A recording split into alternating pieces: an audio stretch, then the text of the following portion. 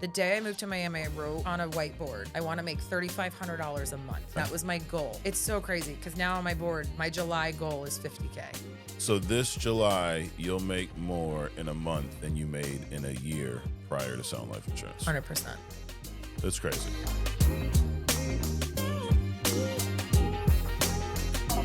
All right, welcome to True Talk. Got a special guest with us here today, Nina Giansanti. How we doing, Nina? Good. Thanks for having me. Did I get that right? Yeah. All right, cool. Good. Well, I appreciate you coming in. And you know what's cool is looking at your numbers, and you're brand new, right? You've been with us about a year. Mm-hmm. And, you know, it's crazy to see in a short period of time someone going out and issuing almost 200,000 just because, like, I've been doing this for 10, 15 years, and the learning curve was so much longer before. And it's to see people coming from, like, backgrounds that have nothing to do with what we do. Like, you've never sold life insurance before, right? Never. You did some sales, but completely different compared to what we do here. And just the system and the tools we have to help people get started as fast as they can now is insane. But it's not for everyone. Like, I'm sure this past year, everything hasn't been easy. Is that a fair statement? Completely fair. Yeah. But let's dive into your background, Nina. What were you doing prior to finding Family First Life?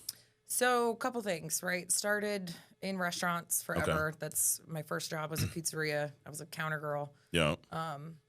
Built up to serving, again, you know, waitress life, and then bumped up to bartending. Bartended for years, New York City. I mean, yeah, you name it, I did it. And then I went. How long did you bartend for? I want to say 12 years. Wow. Yeah, 11, 12 years. Yeah. Then got into management, then got into opening bars, designing bars, training bartenders, doing all that. But, you know, the hours is kind of what I loved it. Don't get me wrong. I had a passion for it, but the hours, 2, 3 a.m. nights, I was like so over it. You get burnt out after a while. Like a lot. And then I missed things on the weekends, right? Yeah. Like family stuff, holidays. It was just, I was over it. So you did that for about 12 years. Where did you go to after that? And then after that, I finally, you know, called mom. I was like, hey, I'm moving to Florida. Okay. She was like... Your mom lived in Florida? No, she lived here. I didn't want to be up here anymore, the winters, stuff like that. So then I was looking for jobs online, Indeed, things like that. I was like, what can I do that's not in restaurants? Yeah. Right? So then I found solar. Okay. And then I had a friend up here that was doing solar. I was asking him about it, things like that. And he did warn me that it was hard, and I was like, well, I'll try it. Okay. Right? I just didn't want to be in a restaurant. I just didn't. And I knew I could always fall back on bartending. Yeah. But then when I found solar, did the interview, you know, hired me right away, of course, because now I know. Right. I was like, I got hired. Did they do one of those, like, we're only hiring a few people. We can only take on a few more. And I'm like, at that point, they would hire the guy, like, I don't know, whatever. So, then I got into solar, and, you know, we know that was door to door. That's where I kind of got my sales experience. Okay. How long did you do that for? Probably 10 months, maybe. Okay. 8, 9, 10 And you months. moved to Florida to do this? Yeah. Yeah. Yeah. What was it like selling solar door to door in Florida? Guys. Humbling. It was very, you know, it was hard. It was hot. Yeah. I was the only girl out of, you know, 30 dudes in this company, and they're all doing push-ups and like contests and all this. I'm like, what are y'all doing? Like, what is that? I was like, I'm not doing push-ups. Like, I don't know what we're doing here, but that was just the culture. And like, I was in sports forever too, so I understood that aspect of it. Yeah. But you know, they pump you up before you go out to the field. Yeah. Right? So is this one of those companies where they would just drop you off in a neighborhood? No, I mean, we drove, and that was another thing. Like, I was driving more than an hour to the neighborhoods that I was assigned, and again, it was just not great. And then on top of it, I didn't get paid. What do you mean you didn't get paid? I did not get paid for like almost 10 months. Sure. And you were selling? Yeah. I was setter, so door knocker. He said, they would throw me $1,000, $2,000 here and there as an advance. Yeah. And I would be like, guys, like, how do you expect people to live off this? Like, I can't. I have rent to pay, I have grocery, I have gas to put in my car to get to these, you know, neighborhoods, and it was just so unsustainable. And then I drained my bank account. I drained all my funds, maxed out all my credit cards. Wow. just to live. And then, and I was just like, in your job, you I said don't you were the know. setter. So what did you do? You were the first one to go to the door? Yeah, so I was, exactly. I would just set the appointments, and then, it was the whole, we're going to make you a closer. We're going to make you a closer. I promise you're going to be a closer. I'm like, and then all these deals would close, and I'm like, okay, well, now what? Oh, you'll get paid next. Oh, you'll get this, you'll get that. I'm like, this is crazy. I was like, this doesn't even make any sense. Right.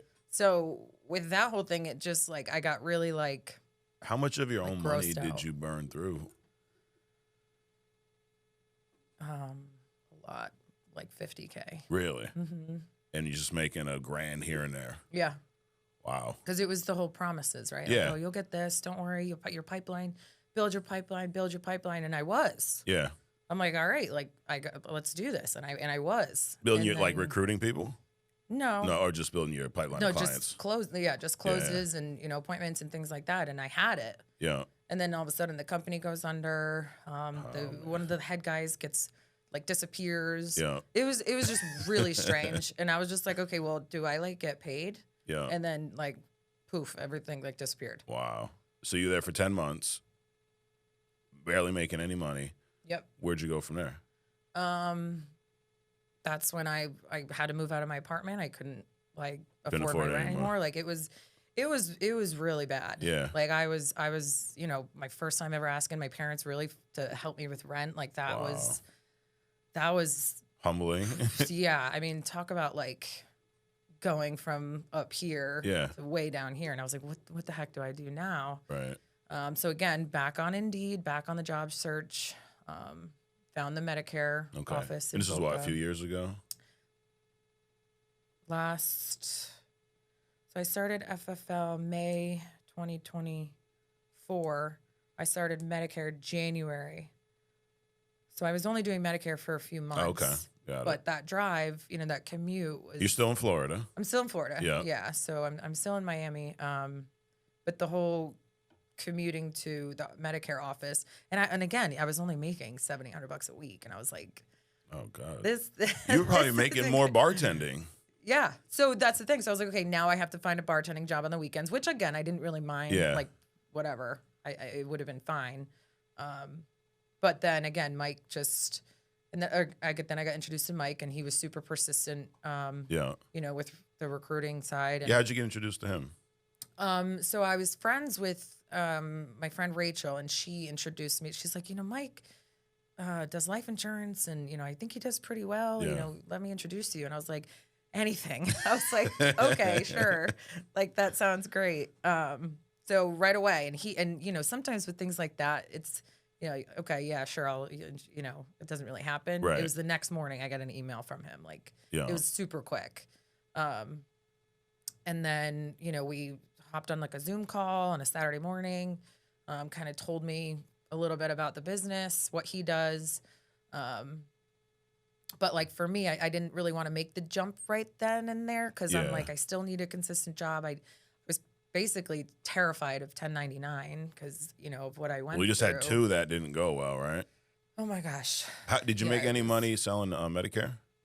So Medicare was a little bit different, right? So it was all inbound leads. Okay. So you did have leads. Yeah. So it was 9 to 6 you would work. But it was like, they had a weird like structure. So it was like first 5 deals were like $40. Then after 5, I don't know. It was like a tier structure with the closes. But I ended up doing pretty well. Yeah. But again, like it just the commute that I was doing, the money that I was spending to get there, I was like, this isn't. How far was the commute? An hour and a half. Every day, back and forth. Every day, and I don't know if you know what that Florida traffic's like. Oh yeah. Oh my God, it's so bad. So, so yeah, did that for a few months, and then I think really the remote position. Yeah. That this was offering was definitely the biggest.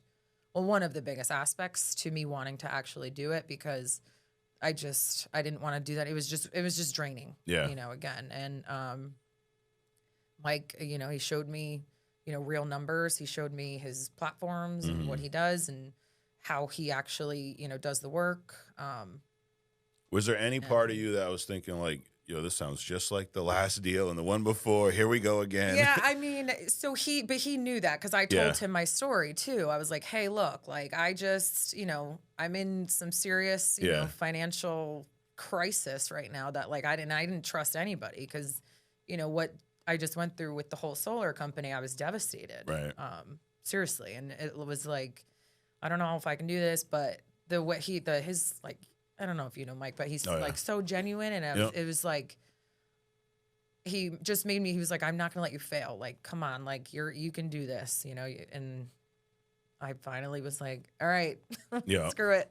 Quit my job literally like the next day, flew up here, I think like 2 days later. So you moved back here? Yeah. Yeah. For the summer, right. So, because I moved back up here to test and do the exam again. Yeah. And then again, I took the Connecticut exam. And then so tell everybody about, so you're, at this time, you're a Florida resident, but you come up to Connecticut, you take the Connecticut state test. Yeah. And what happened? And then we're like trying to figure out the contracting. Yeah. We're like, okay, what's going on? Like, how come I can't find my license? Like but I already had an NPN, right? So when you go to register, they give you the NPN. And I'm like, but wait a minute, I already have one for my health. And then we like did all this research and we're like, oh, wait. Took the wrong test. Took the wrong test. But it was funny. But I was like, thank God it was me that did this. Yeah. So now we know when we have, recruits. So then you had to go to Florida to take the test in person? Back to Florida. So this one's costing you money before you even get started. You're flying back and forth. Yeah, but it was just... it's like at that point, like Mike and James, James Pizzaglia, they were so great with me. Like they were the ones that have 100% gotten me to this point. And it was more like I can't fail them. I can't let them down in a sense. Oh, you felt like you owed them kind of. Well, it was just I didn't want to fail. Yeah. Right? Like that's A, embarrassing. B, like I don't. And Sure. like, see, it's just like, let's figure this out so we can get started. Like, that's all. Got it. So you go to Florida, you get the license, and then what, come back here? Yeah, I must have because I didn't move back into my apartment until the January of the following year. So, I was up here for a few more months. And this is, you said, what, around May? Yeah. May. What was it like your first week out? Because this is different, right? This is, I mean, you've done door knocking, you've done Medicare, but life insurance sales on leads is completely different. That's why when people come, I've been in sales for so long, I'll be great. You probably won't be. Oh my gosh. Unless you can forget everything that you think you know. Yeah. So what was it like early on, first time getting on the phone, talking to clients? So I obviously had a little bit of experience because Medicare was all inbound leads. Okay. So I wasn't nervous about speaking on the phone. For me, it was more like product knowledge. Where where do I take? What do I do? I don't know anything about who's gonna underwriting in a sense, right? So I was a little bit a slow burner when it came to actually learning. I wasn't afraid to get on the phones. Yeah. But what I kind of implemented here was fronting. So in Medicare, before you're able to close deals, you have to kind of go as far as you can with the call. Okay. And then you transfer it over to an agent. Got it. Who will then close the call. Yeah. So when I first started, that's what I did with Mike a lot, right? Okay. So I would take my calls as far as I could, and then I would get him on the line. I'd be like, hey, I have, say they have diabetes or high blood, whatever, something simple. I would kind of be like, hey, my supervisor or my head underwriter is a diabetes specialist. He knows exactly what, carriers and products that, will take that or accept that, whatever you want to call it. Yeah. To put you in the best position possible, I would, if you don't mind, I'd like to get him on the phone with us. Got it. Nobody's going to say no. Right. Right. They, you want to do what's right for them. So that's what I would do. That's how I started. And then I would just get him in. He would introduce himself, and then I would just listen to the close. So you were learning while you're working. Yep. While you're on with the client, you're learning from Mike. Yep. Exactly. And then I would just listen to the close. I would, kind of make them feel a little bit more comfortable. Hey, I'm still on the line with you. Yeah. Things like that. So that worked for us for a while. How long did you do that for? Probably a couple months until I was obviously ready to go the full way. But it just kind of helped me get a little bit more comfortable on the phone, asking questions. Yeah. What questions to ask, really. But that's kind of how I shifted into actually closing my own deals. Got it. Okay. And then this year, I mean, like I said earlier in the podcast, you're at 175,000. This is as of halfway through July, so probably a little bit more now. But a massive jump from the year before. What did you change? What are you doing differently now? Like, how are you producing so much? So it's funny. Those numbers, I just can't even believe. I remember I in the beginning of the year, I said I wanted 100K by June. That was your goal. That was my goal. Premium or pay or like money in your account? Like both. Both. Okay.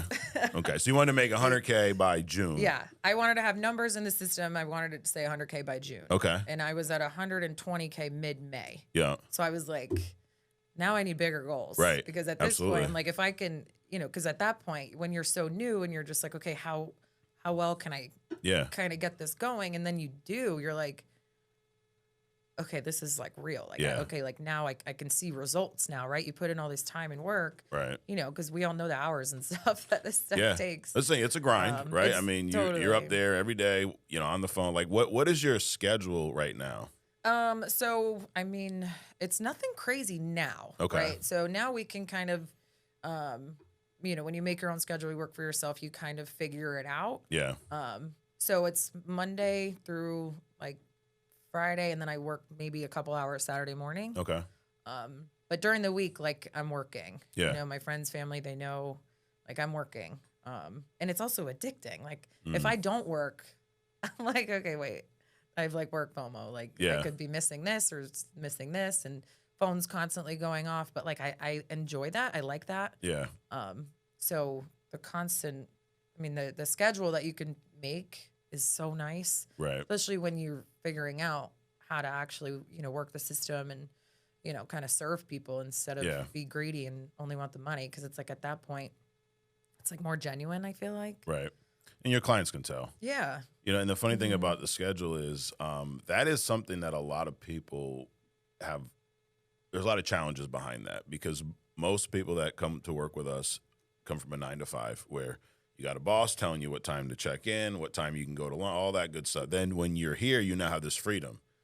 And that's hard for a lot of people to really, set your own schedule and abide by it because there's distractions, there's friends, there's family, right? Oh, hey, let's go to the beach, let's do this.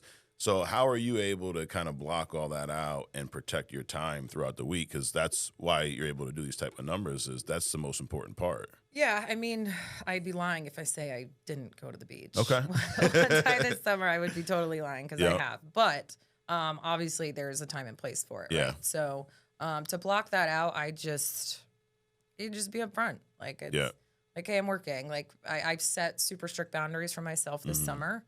And, that's why I'm able to, close and work and have, afford leads even. Because it's like affording leads is, one of the hardest part about this too. That's a big change too, right? Oh, gosh. Because when you were in solar, they're just, you're knocking on doors. When you were in MedSub, were you buying your leads or were they given to you? No, so they were given to us. That's why your comp was so small. Got it. So that was an adjustment, right? Totally. What was that like early on? Because, like you said, you blow through all your money trying to stay afloat in these other two companies, but then starting here, and now we're like, hey, get your license when you had to do it twice, and now buy some leads and invest like, what was that like early on? So early on, it was actually, it's early. It was like I was, nervous. It's like, and then it's like if I buy leads and then you screw it up, right? You're like, okay, I just wasted how much money on that lead, right? So at that point, I always kind of go into like, I got to get better if I'm going to spend money on these leads. Yeah. Because I can't, you're paying $1,000 a week for leads. Sure. You better be making some of that money back. Right. And if you're not, then it's not the leads. Right. It's not the leads. It's me. It's you understood that early on though. Way early. And I understood that in solar too. Yeah. When it was this whole thing, like you knock on the door, people suck. They're going to be rude, but get better. Right. Figure out how to take that resistance down. And that was one thing that I implemented very quickly. And even now with like new recruits, these leads suck. I'm like, these leads don't suck. Right. Like we can't have that attitude coming in. And I say that very, very early on. Yeah. Very early. So even when you started, even if you weren't having the success you wanted, you knew it was you. 100%. Yeah. I didn't know anything. Right. I was still learning. I was brand new. Yeah. I wasn't supposed to. But again, I would listen to podcasts and I would fill my algorithm up with mindset and, sales stuff and life insurance things. And because I wanted to learn, right? And then it's like, if I don't close a deal, I got to go back and figure out why. Yeah, absolutely. So I take that very seriously when it comes to leads and learning and starting. And Yeah. What kind of leads were like you that. buying day one? We always did vet leads. Okay. I always say, I'm like, I couldn't even sell a final expense lead if I wanted to, because I'm so Yeah, I'm sure you can figure it out. like I'm so robotic to Yeah. you know, the vet education and Got it. and things like that. And these are internet leads? Yeah. So Mike, no, these are our leads. So Yeah. Mike has a whole we have a whole in-house Lead system generation, yeah, lead generation. Yeah. Got it. And I mean, that's a big thing. There's a lot of groups doing vet leads, and I mean, it makes sense, right? There's a lot of vets out there. But you're selling predominantly final expense, right? Yep, predominantly. Yeah, I mean, IULs here and there. Okay. But yeah, it's final expense. You know, they need it. They need to be educated on it. You know, we see vets in wrong policies daily. So yeah, is that a lot of what you do? Is finding people that are in policies they shouldn't be in, or? Here and there, whether it's the 2-year waiting periods or not. They just don't know. Oh yeah, and that's what you'll learn too. Is like I remember early on, one of the biggest mistakes I would make, like when I first got started, is now we were in the home, we weren't on the phone, but if I came out to meet with you and you told me you had a policy, I would just leave. Like, she's all set. Then I'd call Sean and I'm like, well, did you see the policy? I'm like, no, but she told me she had it. Like, she wouldn't lie about that. It's like, no, dude, clients lie, people lie. Yeah. But that's a big piece, is getting to see it, because 9 times out of 10, it's not what they think it is. My favorite calls are people with policies already. Yeah. Or policy reviews. Really? Yep. Because of that. Because of that, they believe in the product already. They know they need it. So what that's, again, those, when they tell me they have policy, I'm like, perfect, go grab it. Let's look it over. When was the last time you looked at it? Probably never. Probably never, right? And I don't know, 15 years. Okay, well, we should probably take a look at it now. Yeah. You know, do you look at your bank statements each month? Do you know if it increased? Just asking questions. Right. And then I'm like, you know, if they don't know the answer, I'm always like, well, you know, this is important stuff. Because if it's not right and something happened, you're not here to fix it. So I always try to, you know, kind of get them thinking. Yeah. Right. And making sure it's the right one, because, again, if it's wrong, right, you know, just bigger problems. And most of the time, it's not what they like. I could probably count on one hand the amount of times I met with a client and they had what they thought they had. 9 times out of 10, they have an accidental. They thought it was real insurance. They have a term, thought it was whole life. It ends at 80. They thought it lasts for this. It's rarely ever what they think it is. Yeah, exactly. And that's a huge piece. Now, I've only ran in home. I don't run anymore. I've been in the field in years, but you guys are all over the phone. Yep. So if I'm at your house, it's a little different. I can be like, just go grab the policy. I know it's in there somewhere. But over the phone, it's a different it's a different challenge, I guess. How have you been good at getting the policy information over the phone? I honestly, I ask, but I ask in a way where, I'm the expert, right? Or the advisor, right? Like, hey, I know this is probably something you don't feel like doing right now. I totally get it. Yeah. But since we're on the phone right now, let's just take 10 minutes to review that policy. And if it's fine, then great. Then we know. Right. Then you'll know. Then you don't have to look at it ever again. Yeah. So I kind of just try to give, make them feel a little, not urgency, but in a sense of like, oh shit, like I should probably take a look at this. I haven't seen it in 15 years. Right. So just taking control, making sure that you're, being genuine too, right? Like I'm not some scumbag that's going to take you out of your policy. I just genuinely want to make sure it's right. Sure. Because 9 out of 10 times, like you said, it's not. Right. And every once in a while, you find one that's great. Hey, by all means, keep it. But that's few and far between. Yep. And they're happy too. They're like, oh my gosh, thank you so much. Yep. So either way, that's a win in my book too. So. Absolutely. What do you think the biggest thing that you changed in your sales process to go from, your numbers last year to this almost 200,000 now? Confidence. Okay. Confidence on the phone is definitely a big one, right? Yeah. Because, we're asking for some pretty serious information. Yeah. So that's one big part of it, because now I know more products, right? Before I was like, I don't know anything, literally. Right. But that's one piece. Another piece is, and I say this all the time too, is just be genuine. Like if you're genuine, you're going to ask more genuine questions naturally. It's just going to come off that way. Yeah. If like you're actually really trying to help them or serve them or, whatever you want to call it. That to me has helped tremendously. And, just kind of being in charge in the beginning of the call and finding the appropriate time to build the rapport. Yeah. And that's kind of what I really focus on, because if I try to build it too soon, you know how that goes. It's Oh, kind yeah. of cringy, and you're Yep. just like, ooh, this is Right. weird. You sound like a salesman. Yeah. Absolutely. Yeah. So you're at 175 right now. Do you know how much you netted this year in your bank account? Oh gosh. I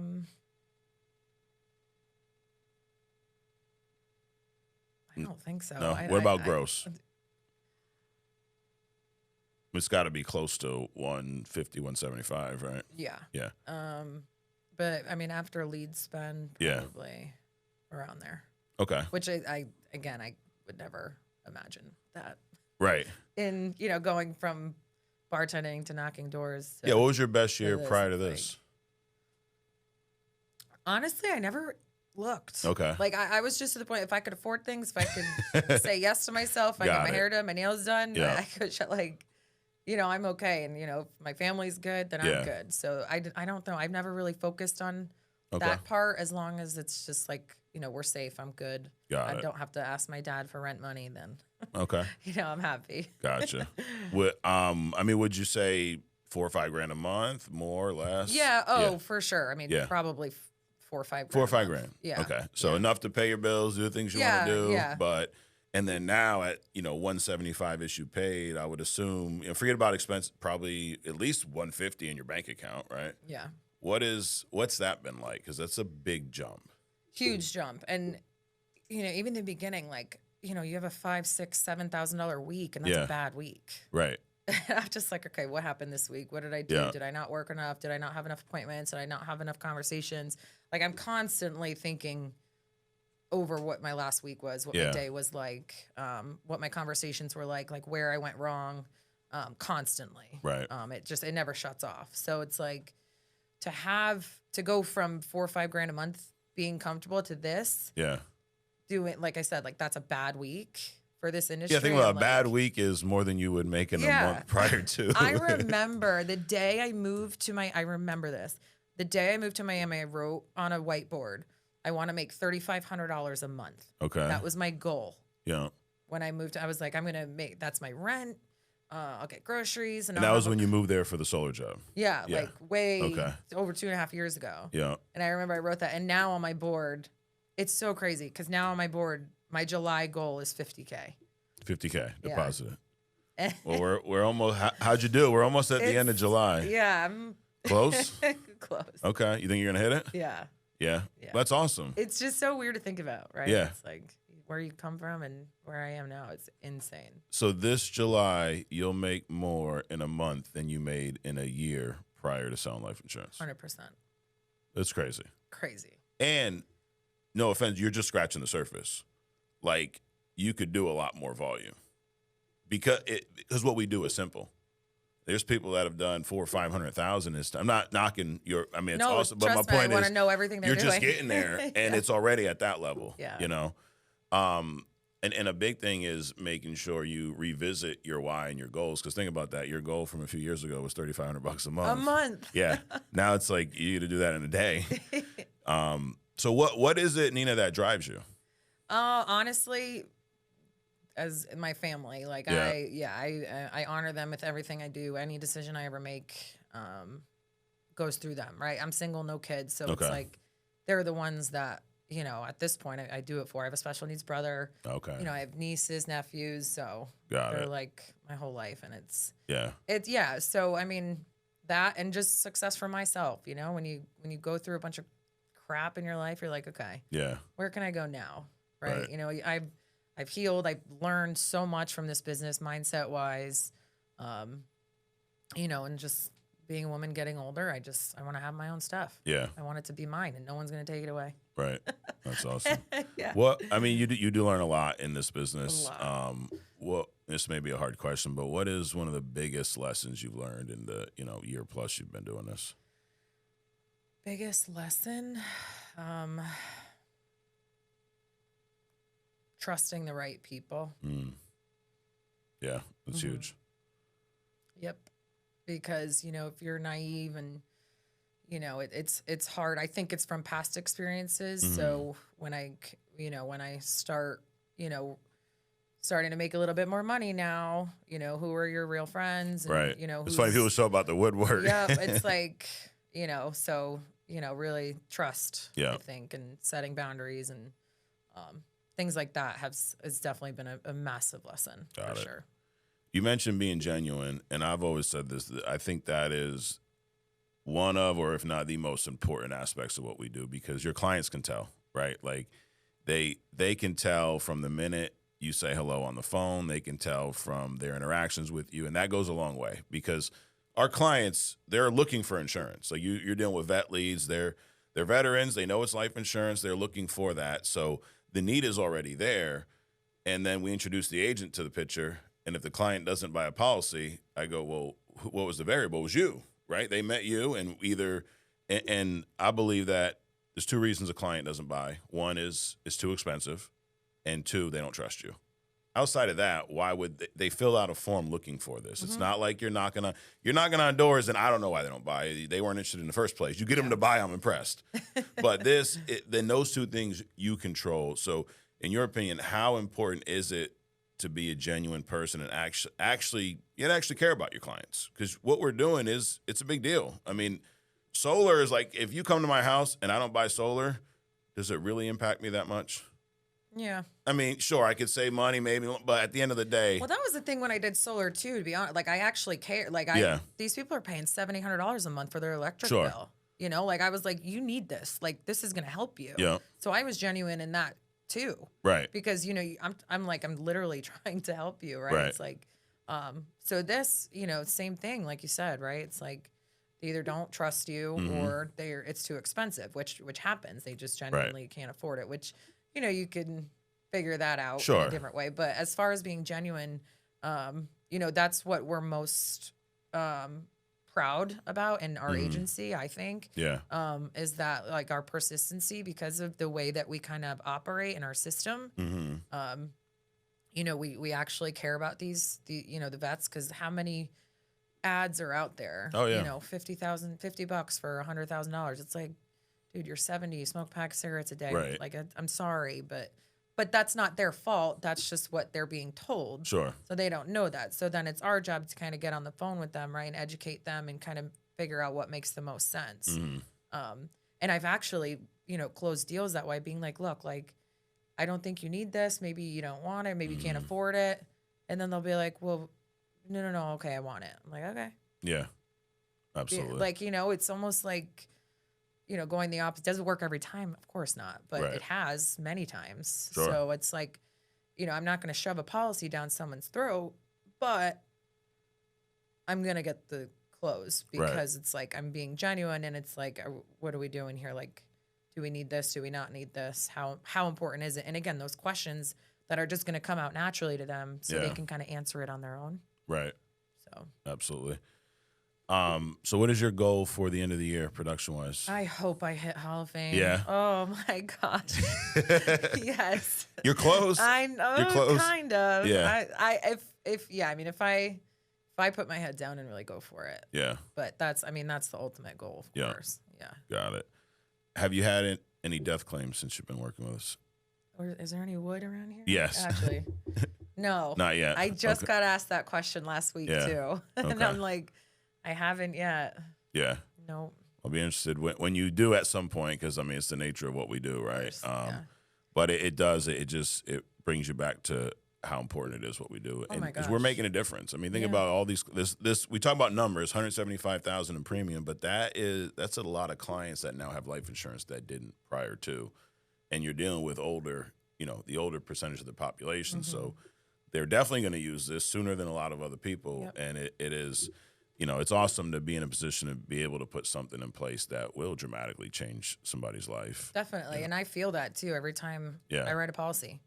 I'm like, thank gosh, because or they just don't. They've talked to so many other agents that again talk about being genuine. They're like, I just felt this guy was weird and scummy, and I'm like, right.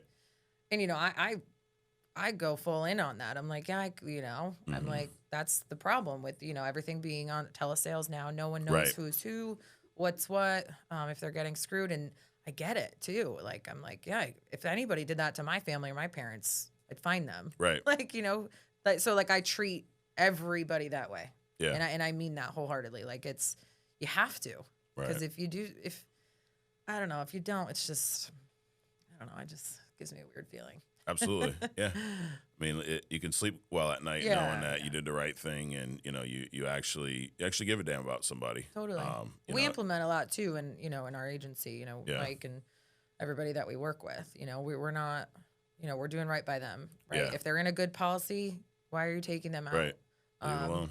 And again, like we talked earlier, like policy reviews are super important, but if they're in the right spot, I'm not going to take them leave out it alone. There's other yeah. clients out there. Don't. Yeah, exactly. Because now you're screwing. Because you're putting them probably in a contestability period again. This is a lot of people don't understand, or maybe they do. They just don't give a shit.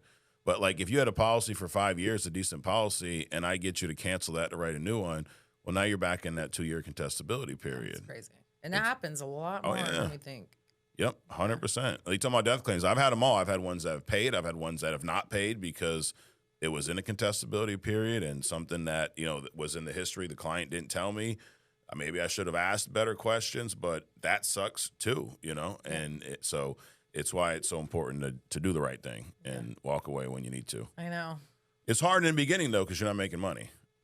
Yeah. Right. Exactly. Yeah. But as far as Medicare stuff too, right? Yeah. People are in the good policies. I'm not taking them out of it. Yep. Absolutely. All right. We'd like to wrap, Nina, with some fun stuff. So you ever heard of a game called Would You Rather? Yeah. All right. I'm going to throw a few scenarios at you. There's no right or wrong, but people may judge you based on what you say. So are you ready? Yes. All right. Number 1, would you rather cold call your ex or door knock during the Super Bowl?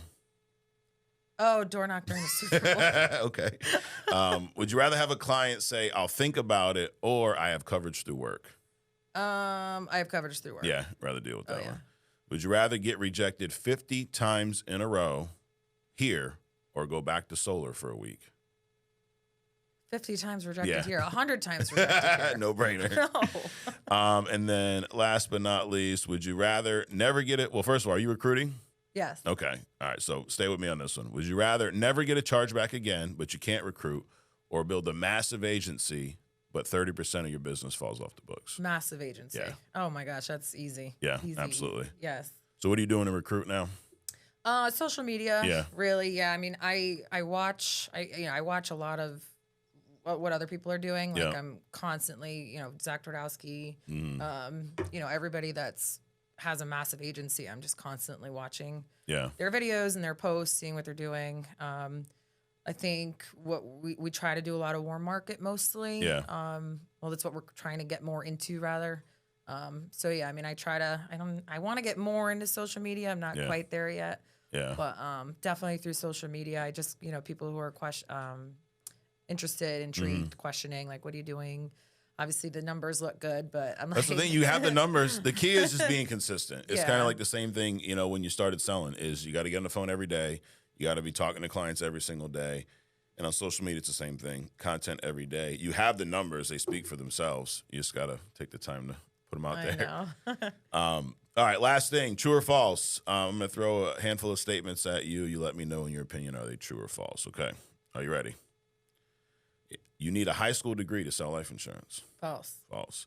If you've ever eaten McDonald's, you should get life insurance today. True? Yeah, I think that's true. If you've been declined in the past, you can never get coverage again. False. Some of the best clients are the most difficult ones to deal with. True. Let's see. You have to wear a suit to sell life insurance. False. False. False. You can close deals from your phone without ever meeting the client with FFL. True. True. And that last one, I think that is something that it's a big deal. It really helped us change as a company, because prior to COVID, it's that we were, in-home predominantly. And we had a handful of agents at the time, Nina, that were selling over the phone.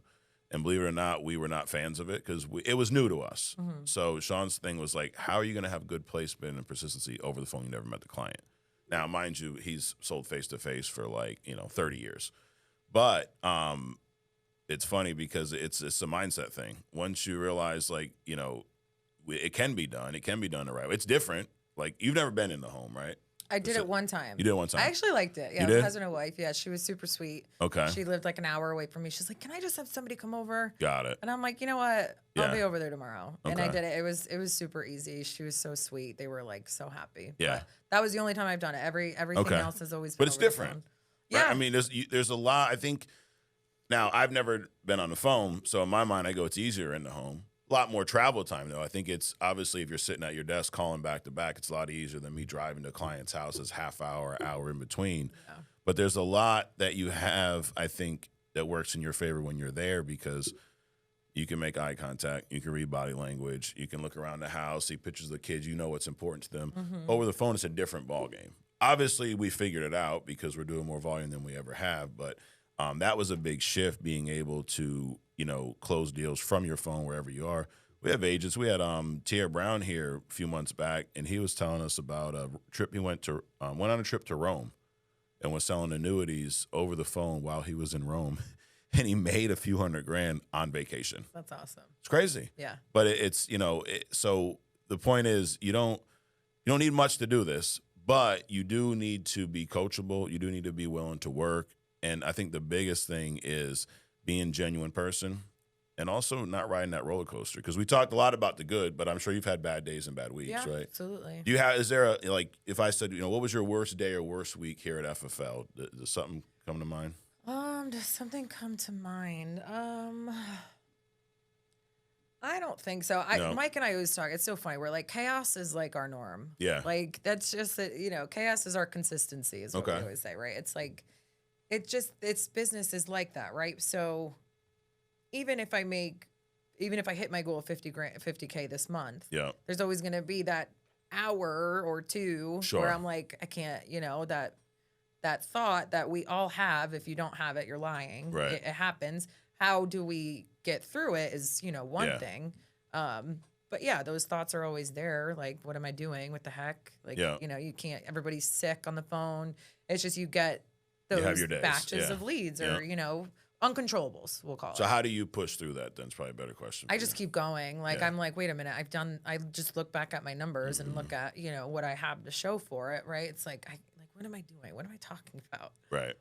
But so I don't know if you know, so I run a women's call every Monday. Okay. And that's a lot what we talk about. Right. Yeah. Because, on Zooms and stuff with all the guys, it's, it can be a little intense or maybe they don't want to ask questions or whatever. So I run a women's group on Wednesday mornings.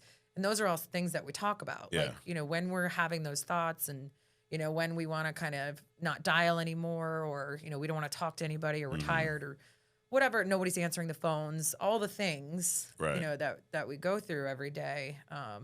So we always kind of talk about, what we do to get through it. And I'm just like, sometimes maybe I'll just go wash the dishes. I'll go do a chore and get something done. Yeah. And then come back just to and kind get of on get the your phones mind again. off it for a minute. But also get something done. Sure. Too. You're not just laying on your couch scrolling through, bullshit. Right. You're doing something.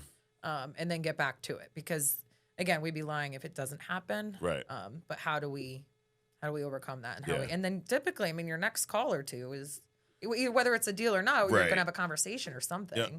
That's the thing is it changes quick in this business, right? Quick. You can go on, you gotta have a horrible morning where you spoke to 5 people in a row, you didn't help anyone, then your next 5 weren't there, but then you can go on a run an hour later where, you close 3 in a row. Yeah, it's insane. Yeah. But I think that's, what brings people back. Like it's like golf. I always say, I'm like, you hit one good shot, you're like, oh, I can play this game. Yep. And then you play golf? Yeah. Yeah. Are you any good? No. Okay, at least you're honest. I always say, I'm like, I can play a full 18, but I don't like score. Okay. I haven't played in years. All right. Anyway, well, Nina, I appreciate you coming out and doing this, and I look forward to you hitting Hall of Fame. So, are you gonna make that your goal right here on the podcast? Yeah. Can I put you on the spot? It's yes. All right. Hall of Fame's your goal. It's been the goal. You're gonna hit 400K. I'm like really. You're right really there. You gotta pick it up a little bit, but it's not much. I know. But I just want to thank you for having me. Like, absolutely.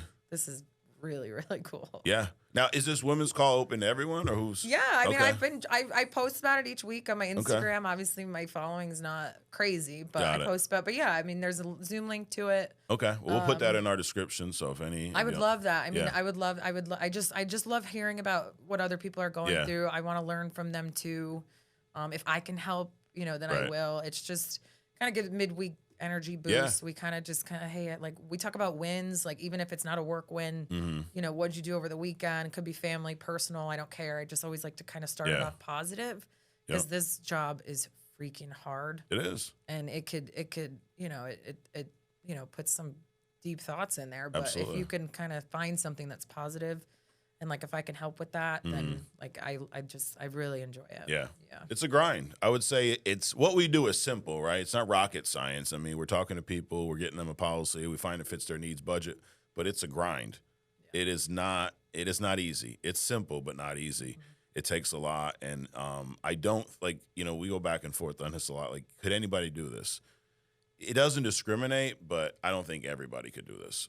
It takes a certain type of person. Yeah. Yeah. I mean, and I always put it this way too, right? Like I was an athlete my whole life too. Yeah. And like having hard coaches, you always won. Right. And like, there's some people that can't handle the hard coaching or the hard drills or training. Sure. And I'm like, I implement a lot of that in this, like a lot. And like when I recruit and when I train, you know, I'm almost kind of like that. I'm like a little, not hard, but it's like. You want to challenge them. Like and like this isn't, if you think you're going to come in here, it's going to be easy. Like it can be. Right. But are you unmuted? Is your camera on? Are you showing up? Are you tracking your dials? Like things like that. So try to implement that a little bit, but because I think coaching in this and who you're working with matters so much. 100%. You know, my upline Mike, Paz, you know, I want to be around people who are awesome, helpful. They don't want to see you fail. They're going to, you know, do whatever they can. And I think that's huge. That is huge. Because if it weren't for them, I'm telling you right now, it's just like, absolutely. Yeah. And then, so if you're with someone, you go, wait, my upline's not awesome. Well, then just work with someone else. You don't have to change teams, but we're one big team. You can plug into anything. Yeah, and always find some. I always say this too. It's like always find someone better than you. Even if I'm doing $30K, $40K a month, I want to know who's doing $80K. Right, there's somebody doing more. Yeah, I want to know what they're doing, and it's like a constant. I'm like, if I'm up here in the room, I want to be with the people who are up here in the room. Right.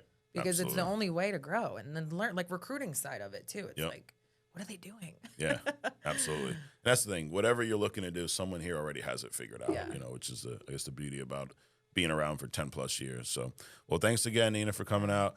Guys, thanks for checking us out. Subscribe if you haven't already. And another way to get around a lot of top performers is going to our events. We have the Ignite event in October, and then we have our annual convention in February or end of January. We're back at the Irving Convention Center. Go to fflconvention.com now to get registered for that. And we'll see you next week right here on True Talk.